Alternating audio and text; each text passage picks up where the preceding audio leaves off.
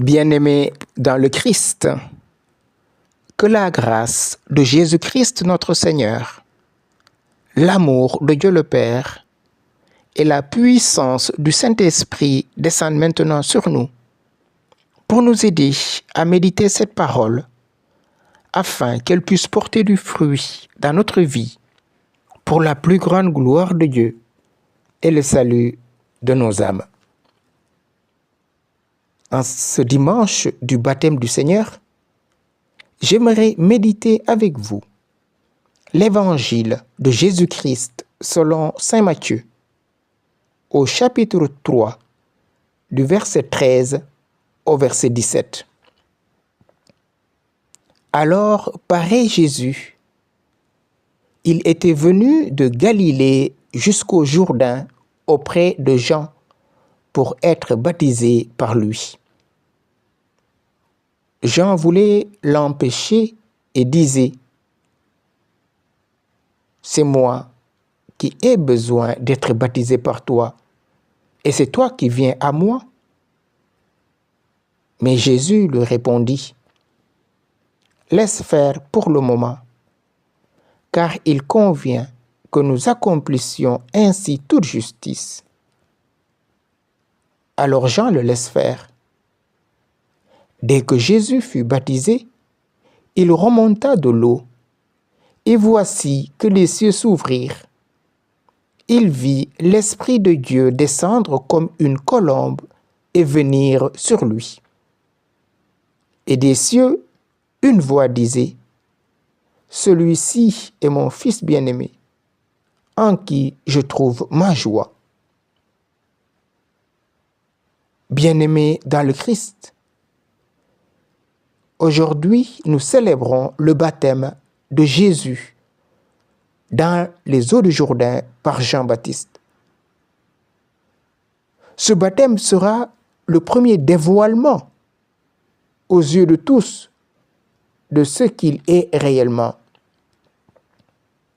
Comme tout le monde, Jésus se met en marche. Il était venu de Galilée jusqu'au Jourdain pour se faire baptiser par Jean. Jésus est comme les autres. Jésus arrive et voilà Jean lui dit : « Non, c'est toi qui dois me baptiser. » Et Jésus lui dit : « Laisse faire pour le moment, car il convient que nous accomplissions ainsi toute justice. » Jésus est dans le peuple. Il ne se différencie pas des autres. Il ne cherche pas un privilège. Laisse faire. Ainsi, nous accomplirons toute justice. Ce qui est juste dans l'Ancien Testament, c'est ce qui est conforme au projet de Dieu, aux pensées de Dieu. Jean-Baptiste voulait distinguer Jésus du reste des hommes. Mais ce ne sont pas les vues de Dieu. Le mystère de l'incarnation fait que Jésus vient s'intégrer complètement à l'humanité. Et cela étonne Jean-Baptiste. Jésus se fait homme parmi les hommes. Il n'est pourtant pas comme les autres.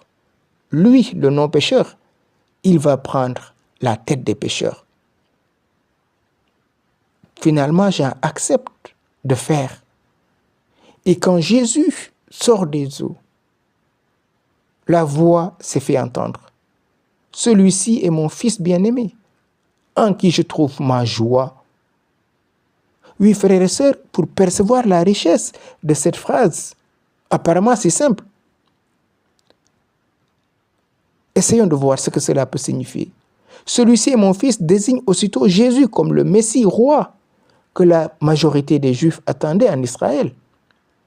Car le titre de Fils de Dieu était appliqué à chaque roi le jour de son sacre.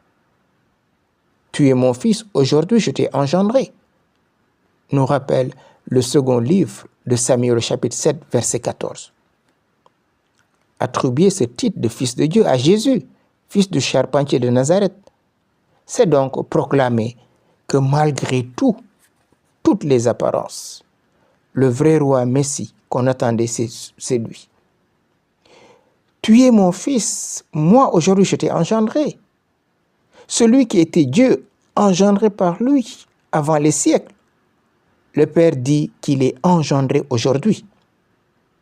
Cela signifie qu'il nous accueille en lui comme des fils adoptifs, car toute l'humanité était contenue dans le Christ en tant qu'il était homme.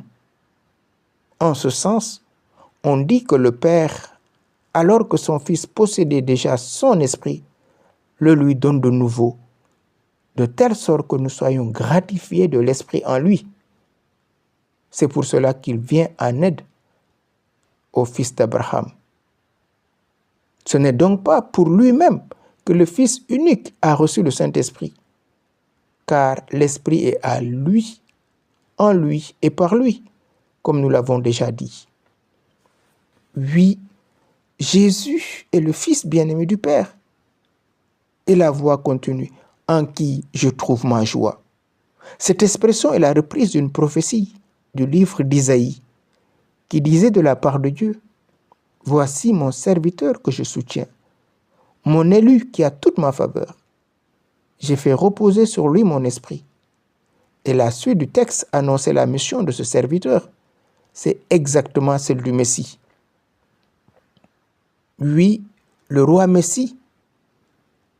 À ce titre s'ajoute le Messie serviteur. Une fois de plus, on est frappé de l'insistance du Nouveau Testament sur ce thème. La figure du serviteur d'Isaïe a été pour eux l'un des grands textes qui ont nourri leur méditation.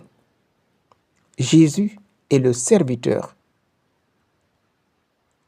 On comprend mieux pourquoi Jésus ne craint pas de prendre la place dans la file de ses frères juifs qui s'approchent de Jean le Baptiste pour demander le baptême. Serviteur annoncé par Isaïe, Jésus n'est pas un Messie solitaire. Déjà là, dès le début de sa vie publique, il se veut solidaire. Par notre baptême, à notre tour, nous sommes intégrés au corps du Christ, en train de se construire. Oui, frères et sœurs, le baptême nous greffe au Christ. C'est la vie du Christ qui jaillit en nous, qui circule en nous. Parce qu'il est le cep, nous sommes les sarments. Et Jésus nous le rappelle, tout sarment qui porte du fruit, mon Père le montre pour qu'il en porte davantage. Mais tout sarment sèche est coupé. À nous, frères et sœurs, de vivre véritablement notre baptême. Demandons à l'Esprit Saint de vivre notre engagement de baptême. Peut-être on était enfant, mais aujourd'hui, en assistant à un baptême, en fêtant le baptême du Christ, cela doit nous plonger dans les eaux du Jourdain, ces eaux qui jaillissent de son côté transpercé à la croix. Que ces eaux nous lavent, que ces eaux nous sanctifient, pour que nous puissions être des amis du Christ, des amis de son cœur. Que le Saint-Esprit maintenant, lui qui est descendu sur Jésus sous la forme d'une colombe, que nous avons reçu le jour de notre baptême par cette onction d'huile, par l'imposition des mains à la confirmation, que cet esprit nous saisisse maintenant pour nous conduire jusqu'à la vérité tout entière. Oui, Jésus, tu as accepté de porter tes frères et sœurs pécheurs et pécheresses en acceptant d'être plongés dans les eaux de la mort pour faire de ces eaux des eaux de la vie. Lave-nous de toute souillure, lave-nous de tout ce qui nous retient encore dans la mort et fais de nous des baptisés debout qui proclamons ta gloire maintenant et pour les siècles des siècles. Amen.